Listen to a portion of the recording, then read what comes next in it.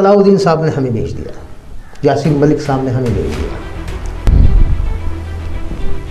शबीर अहमद शाह साहब 30 साल की उनकी जेल की जिंदगी है, 5 स्टार होटल कहाँ से बन गया उनका, सजुआ के अंदर 150 कनाल जमीन कहाँ से आ गई, गुलाम नबी सुमजी साहब MLA रहे हैं, आज भी गवर्नमेंट की तनख्वाह ले रहे हैं। क्यों सलाउद्दीन साहब आज पाकिस्तान के अंदर बैठकर आज़ादी और जिहाद की बात करते हैं और लोगों के बच्चों को मरवाते हैं?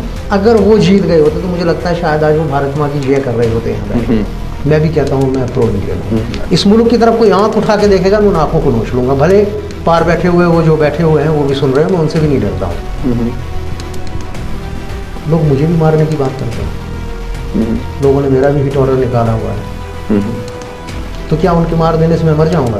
2002 के अंदर मैं आपको सबूत दे सकता हूँ इस बात का कि शबीर अहमद शाह साहब जो बड़ी बड़ी बातें करते हैं, 2002 के अंदर वो कश्मीर का CM बनने के लिए तैयार थे। ब्रॉडवे होटल के अंदर एक ऑफिस था जहाँ पर ये बात चली, कश्मीरी पंडितों ने प्रॉपर्टी अपनी बेची, अपनी मर्जी से बेची। यहाँ से कोई बंदूक लेकर जम्मू नहीं गया और उसने उनके कंधे पर बंदूक रख कर ये नहीं कहा कि आपकी प्रॉपर्टी बेची, वहाँ उनकी भी गलती है।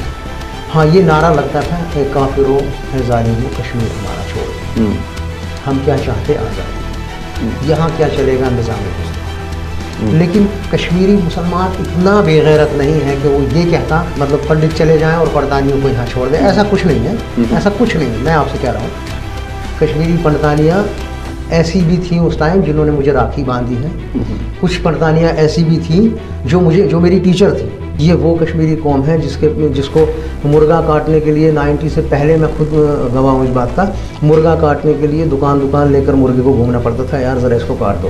लेकिन ये वो कातिल है, इन्होंने हर घर के अंदर एक जल्लाद बिठा दिया।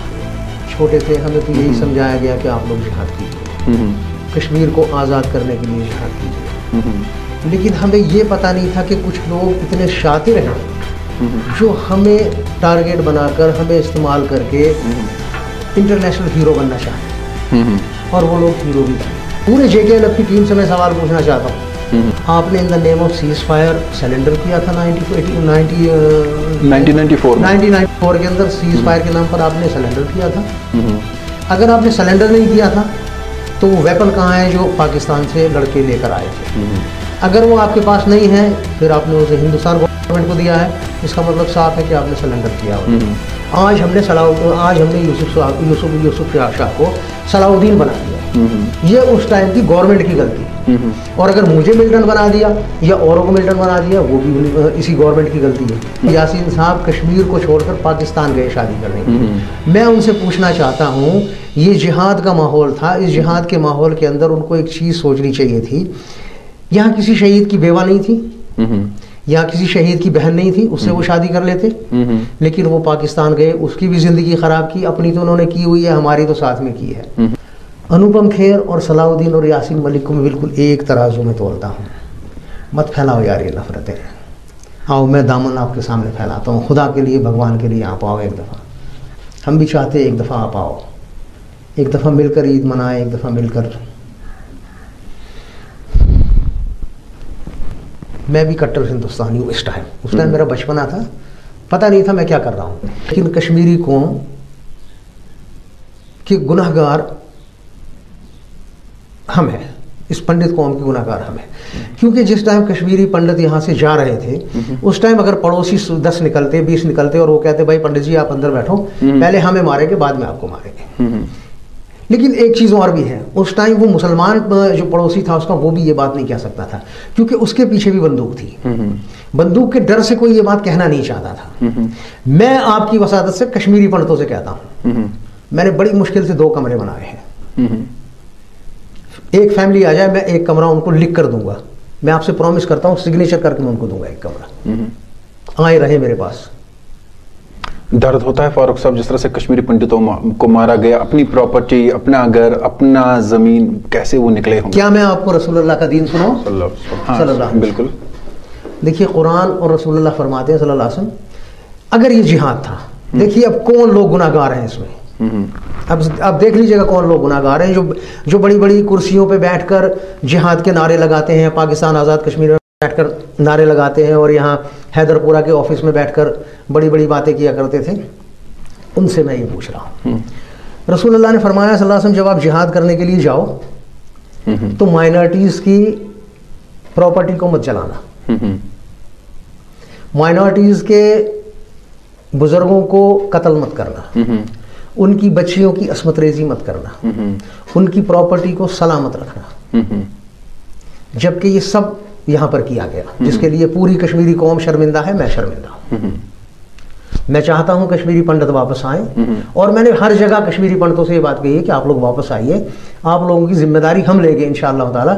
मैं आपके लिए खड़ा हूँगा। मेरी एक ऑर्गेनाइजेशन है JNK ह्यूमन वेलफेयर एसोसिएशन, जो रिलीज मिलिटेंट्स की है, उसके अंदर 950 मिलिटेंट जो रिलीज मिलिटेंट है, जो अमन और शांति के लिए काम करते हैं, मैं उनको आपके लिए खड़ा करूँगा। आपके दरवाजे पर हम 10 लोग आपके लिए ड्यूटी देंगे शाम को, लेकिन आप एक दफ़ा पहल करें। आप देखिए, पुराने जख्म आप कुरेदेंगे तो उससे तो खून निकलेगा और फिर वो जख्म ताज़ा होगा। सैफुल्लाह फारूक की बात करते थे, क्या सैफुल्लाह फारूक एक डर खौफ था?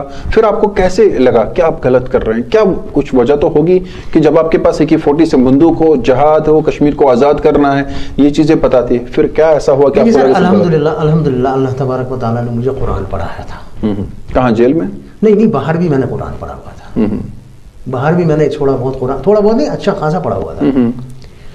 जब इन्होंने ये उल्टे सीधे काम शुरू कर दिए, जैसे पंडितों के मकानों के अंदर इन्होंने रहना, वहाँ से सामान निकाल कर इधर उधर ले जाना, या उन मुशीरुल हक साहब की डेथ, इस वजह से मैंने बंदूक का रास्ता बिल्कुल छोड़ दिया। और मैंने उसके बाद, आप यकीन माने कि मैंने बिल्कुल साइलेंट हो गया मैं। और उसके बाद अल्लाह तबारक व तआला ने मेरे लिए रास्ते खोले। 7 सितंबर 1991 को मैं अरेस्ट हुआ अल्हम्दुलिल्लाह। और मैं जेल में कितने वक्त तक रहे आप, और जेल में क्या सीखा, क्या लगा? हाँ, वो जेल नहीं थी, वो मेरे लिए एक दरसगाह थी। जेल के अंदर अल्लाह तबारक व तआला ने मुझे कुरान पढ़ाया, रसूलुल्लाह सल्लल्लाहु अलैहि वसल्लम की सीरत पढ़ाई। वहाँ बैठकर मुझे लगा, यार नॉट जिहाद, ये फसाद है। ये कैसे लगा वहाँ पे? वहाँ देखिए, यहाँ पैसे की जंग थी, पैसे की जंग थी साहब। ये जेल में ऑफर हुआ कुछ?